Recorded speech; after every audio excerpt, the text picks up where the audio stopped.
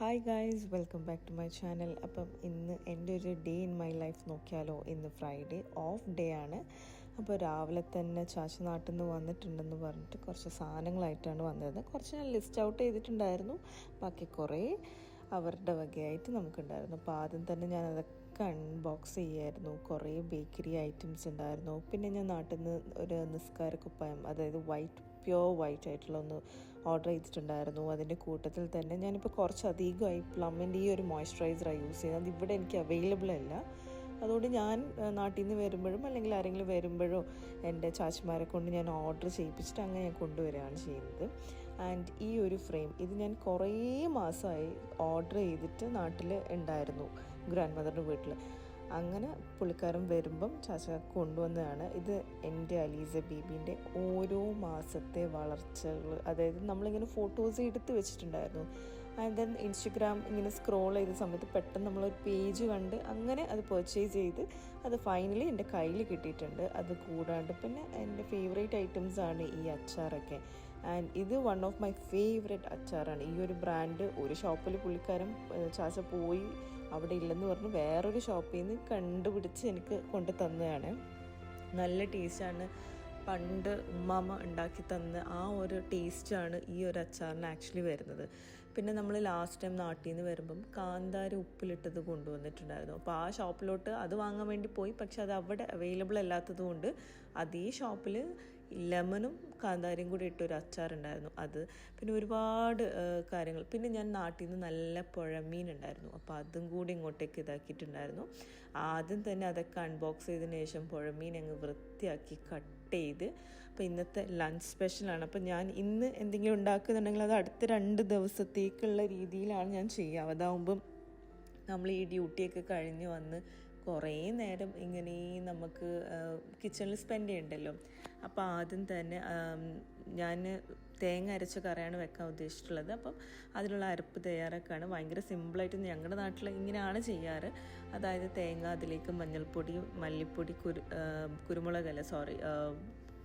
Chilli powder അതൊക്കെ ഇട്ട് ഒരു ലേശം പുളിയൊക്കെ ഇട്ട് അതൊക്കെ അരച്ച് ഉപ്പൊക്കെ ഇട്ട് അരച്ച്, എന്നിട്ട് ആ അരപ്പിലോട്ട് തന്നെ നമ്മൾ തക്കാളി, പച്ചമുളക്, പിന്നെ ആ ഫിഷൊക്കെ കൂടി ഇട്ടിട്ട് ജസ്റ്റ് ഒന്ന് തിളപ്പിച്ചെടുക്കും. ആക്ച്വലി ഭയങ്കര സിമ്പിളാണ്. പിന്നെ ഞാനൊരു തേങ്ങ അരച്ച കറിയുടെ ഒരു ഫാനല്ല ശരിക്കും പറഞ്ഞാൽ.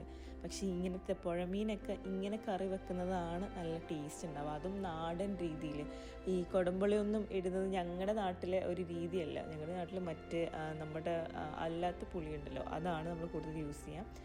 അങ്ങനെ ആദ്യം തന്നെ കറിയൊക്കെ തട്ടിക്കൂട്ടി അങ്ങ് അടുപ്പിൽ വെച്ചതിന് ശേഷം ഫിഷ് മാരിനേറ്റ് ചെയ്യാൻ വേണ്ടിയിട്ട് സിമ്പിൾ മസാല, മുളക് പൊടി, മഞ്ഞൾപ്പൊടി, ഉപ്പ്, വെളിച്ചെണ്ണ. ഞാൻ ഏതൊരു മാരിനേഷന് കൂട്ടത്തിലും വെളിച്ചെണ്ണ ഒഴിക്കും, കാരണം അതിൻ്റെ ഒരു മണം, ഫ്ലേവർ അതൊക്കെ ഭയങ്കര ടേസ്റ്റുള്ളൊരു കാര്യമാണ്. അപ്പോൾ അതുകൊണ്ട് തന്നെ ആദ്യം തന്നെ ഞാൻ അതൊക്കെ ഒന്ന് മാരിനേറ്റ് ചെയ്ത് വെച്ചിട്ട് അപ്പോഴത്തേക്കും ഒരു സൈഡിൽ കറിയൊക്കെ സെറ്റായിട്ടുണ്ടായിരുന്നു. അപ്പോൾ ഞാൻ അവസാനമായിട്ട് ആ കറീൻ്റെ മുകളിലേക്ക് കുറച്ച് ഓയിൽ സ്പ്രെഡ് ചെയ്തിട്ടുണ്ടായിരുന്നു. ആൻഡ് മീനൊക്കെ മാരിനേറ്റ് ചെയ്ത് ഞാൻ അടുത്തത് എൻ്റെ ക്ലീനിങ് പരിപാടിയാണ്. ആക്ച്വലി ഞാൻ എല്ലാ ദിവസവും അടിച്ചു വാരി മോപ്പ് ചെയ്യുന്ന ഒരാളാണ്. അതെനിക്ക് അറിയില്ല എന്താണെന്നുള്ളത്. ഒരു ദിവസം, അതായത് ഒരു പൊടി ഇല്ലെങ്കിലും എനിക്കത് ഇവിടെ ക്ലീൻ ചെയ്തേ പറ്റൂ. അപ്പം കെട്ടിയവനിങ്ങനെ ചോദിക്കും, എന്തിനാ ഡെയിലി നീ ഇങ്ങനെ നിന്നെ തന്നെ സ്ട്രെസ് ഔട്ട് ചെയ്യുന്നു? പക്ഷേ ആക്ച്വലി സ്ട്രെസ് ഔട്ട് അല്ല, എനിക്കൊരു റിലാക്സേഷൻ അല്ലെങ്കിൽ എൻ്റെ മനസ്സിലൊരു സാറ്റിസ്ഫൈയിങ് ആയിട്ടുള്ളൊരു കാര്യമാണ് ക്ലീനിങ്. അത് ചിലപ്പോൾ എൻ്റെ പേരൻസിൻ്റെ അടുത്തുനിന്ന് എനിക്ക് കിട്ടിയതാവാം. അവർക്കും ഉണ്ട് ഇങ്ങനത്തെ ഒരു ഇഷ്യൂ. ചിലവർ പറയും അത് OCD ആണ്, നിനക്ക് വസ്വാസാണ്. പക്ഷേ അതല്ല, നമ്മൾ ഇരിക്കുന്ന സ്ഥലം എന്നും ക്ലീനായിരിക്കുന്നത് നമുക്ക് പെട്ടെന്ന് ആര് വന്നാലും നമ്മൾ പേടിക്കേണ്ട ആവശ്യമില്ലല്ലോ, കാരണം എപ്പോഴും വീട് ക്ലീനായിട്ട് ഇരിക്കുന്നുണ്ട്. ആൻഡ് ദെൻ ഞാൻ പെട്ടെന്ന് തന്നെ ഇതൊക്കെ ഒരു സൈഡിലാക്കി അടിച്ചു വാരി മോപ്പ് ചെയ്തു.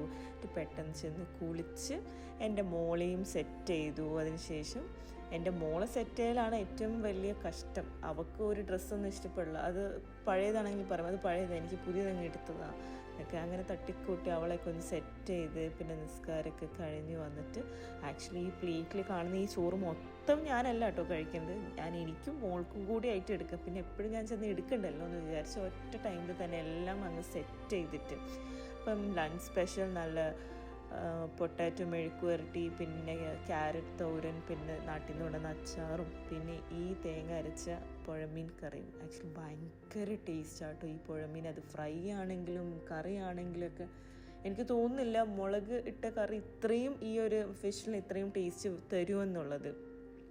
ഇതിന് ഇത്രയും ടേസ്റ്റ് ഉണ്ടെന്ന് മനസ്സിലായത് എൻ്റെ മോള് നല്ല രീതിയിൽ ചോറ് കഴിച്ചു. അവൾ അങ്ങനെ എപ്പോഴും നല്ല രീതിയിൽ കഴിക്കണം എന്നില്ല, ചില ദിവസങ്ങൾ. അപ്പോൾ അതിനർത്ഥം നല്ല ടേസ്റ്റ് ഉണ്ടായിരുന്നു. അതിന് ശേഷം നമ്മൾ ഉറങ്ങി എണീച്ചിട്ട് നമ്മൾ ഫ്രണ്ട്സായിട്ട് കുറച്ച് പ്ലാൻ ചെയ്തിട്ടുണ്ടായിരുന്നു.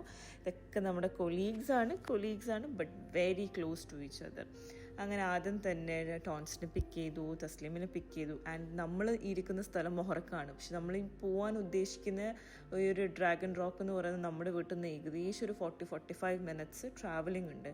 അങ്ങനെ നമ്മളൊരു വണ്ടിയിൽ വന്നു. കൂട്ടത്തിൽ തന്നെ ഷാനു, ശില്പ, പിന്നെ ലക്ഷ്മി, ഇവരൊക്കെ അടുത്ത ഒരു വണ്ടിയിലായി വന്നു. ആൻഡ് കല്ലും മുള്ളും നിറഞ്ഞ പാതയിലൂടെ തന്നെയാണ് നമ്മൾ സഞ്ചരിച്ചുകൊണ്ടിരുന്നത്. കാരണം അത്രയും നടക്കാനുണ്ടായിരുന്നു, കുറച്ച് കയറ്റവും ഇറക്കമൊക്കെ ആയിട്ട്. ആൻഡ് പിന്നെ ഒരു തരം പ്രഹസനമായിരുന്നു. ലക്ഷ്മീൻ്റെ ഫോട്ടോ എടുക്കുന്നു, ശില്പയുടെ എടുക്കുന്നു, എൻ്റെ എടുക്കുന്നു. ഇത് തന്നെയായിരുന്നു.